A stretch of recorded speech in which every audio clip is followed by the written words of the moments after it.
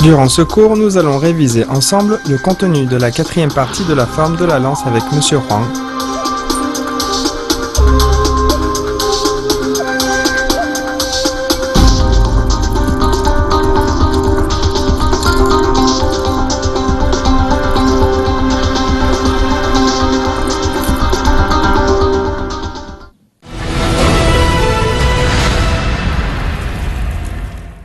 Reculer et ouvrir avec la lance. On recule le pied gauche et on ouvre avec la lance devant. Puis on recule le pied droit et en même temps on place la lance au-dessus de la tête.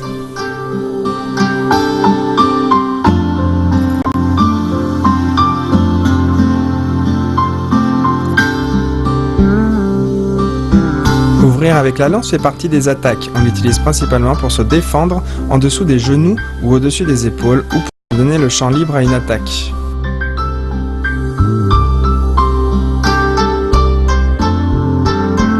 Pour fendre en position du petit T, on avance le pied gauche et on place le pied droit à l'intérieur du pied gauche, soit en position du petit T. En même temps, on pourfend avec la lance vers le bas et devant. Bien, je refais une fois.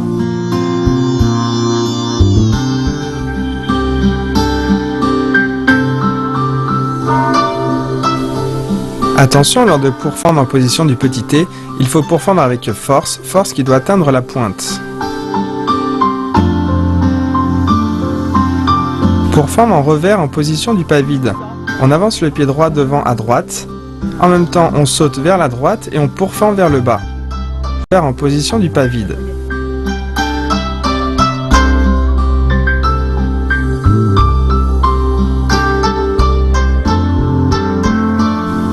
La main est orientée vers le haut et on pourfend en revers, c'est-à-dire en partant de l'intérieur.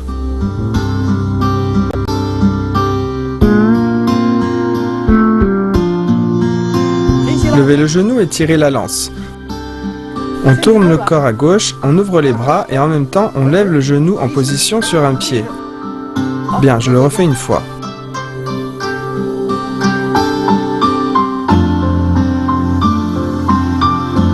Lorsqu'on est en position sur un pied, il faut bien stabiliser l'équilibre.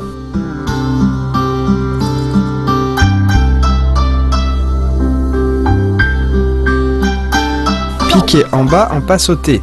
On avance avec le pied gauche et on amène la lance devant. On avance avec le pied droit et on écarte les bras. On avance le pied gauche, puis on saute, on tourne le corps et on pique en même temps.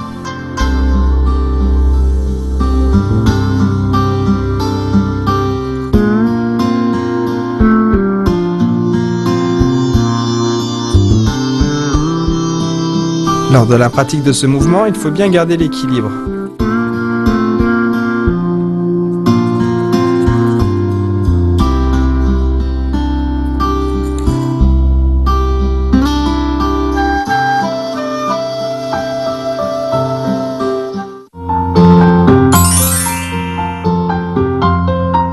Pourfendre en position du petit T.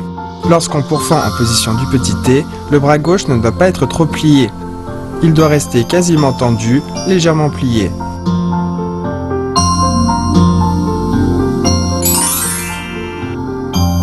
Piquer en bas en pas sauté. Piquer en bas en se retournant est la partie principale de ce mouvement. C'est un mouvement d'attaque devant surprendre l'adversaire.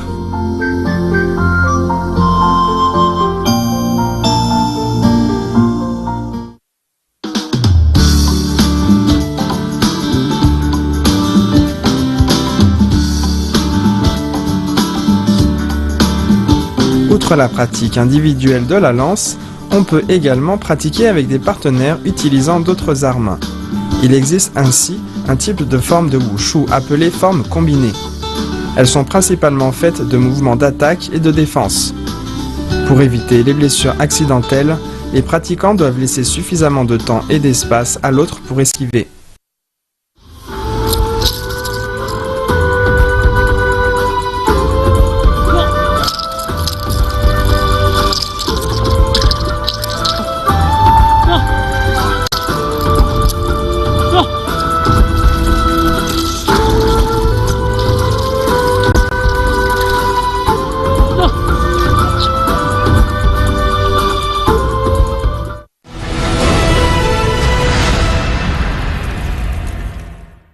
Reculer et tournoyer. On recule le pied gauche, puis la main gauche empoigne la lance et on recule le pied droit en même temps. On avance en faisant tournoyer la lance et en même temps on avance en position du demi-cavalier.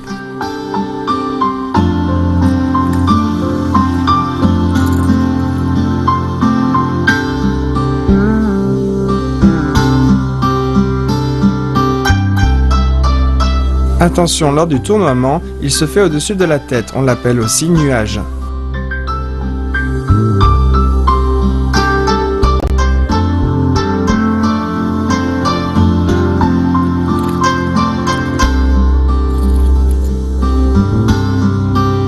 Position du demi-cavalier, barrer, rabattre et piquer.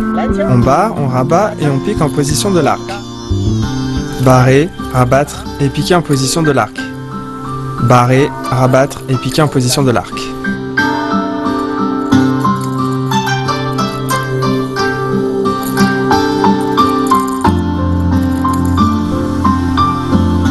Position du demi-cavalier, barrer, rabattre et piquer. On le fait 3 fois en tout.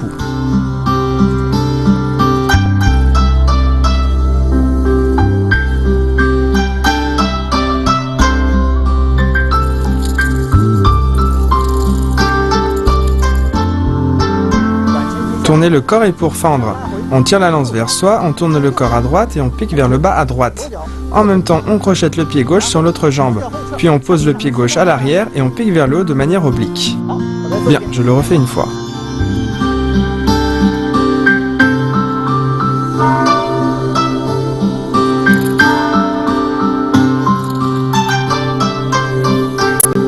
Il faut bien tourner le corps et crocheter la jambe en même temps.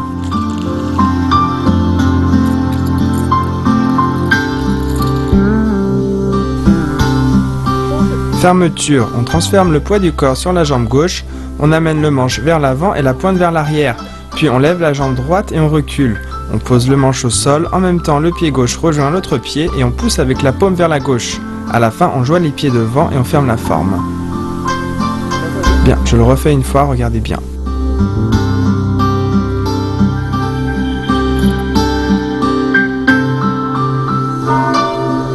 À la fin, on joint les pieds devant et on ferme la forme.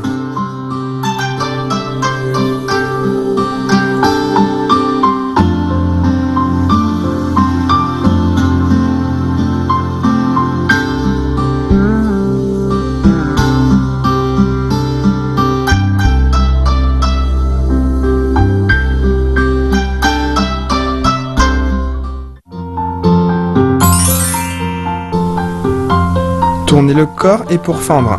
Quand on pique, on doit bien piquer en haut de manière oblique. Quand on tourne le corps et qu'on crochette la jambe, il faut faire bien attention à garder l'équilibre. Fermeture. La fermeture est le dernier mouvement de la forme de la lance. Le regard doit bien suivre la lance quand on vient la poser au sol.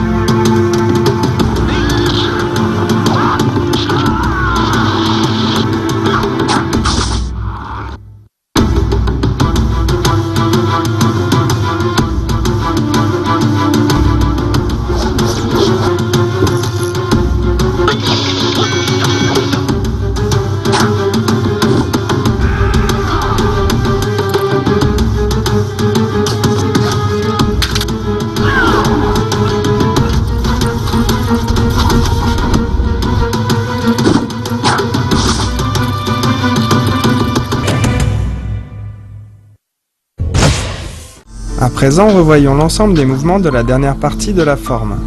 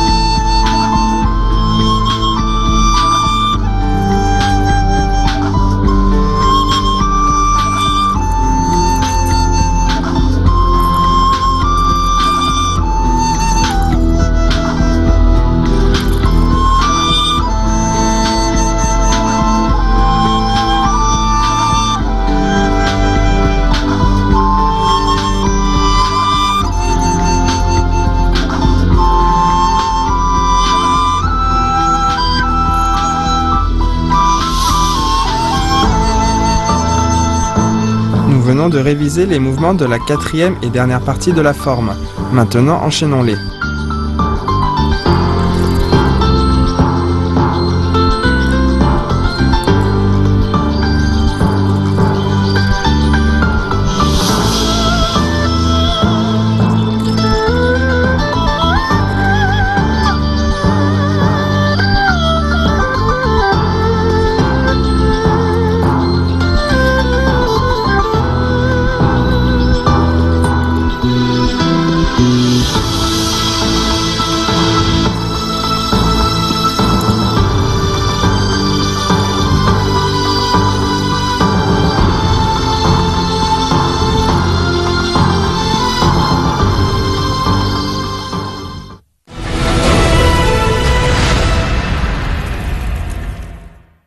Chers téléspectateurs, nos cours sur la forme de la lance prennent fin.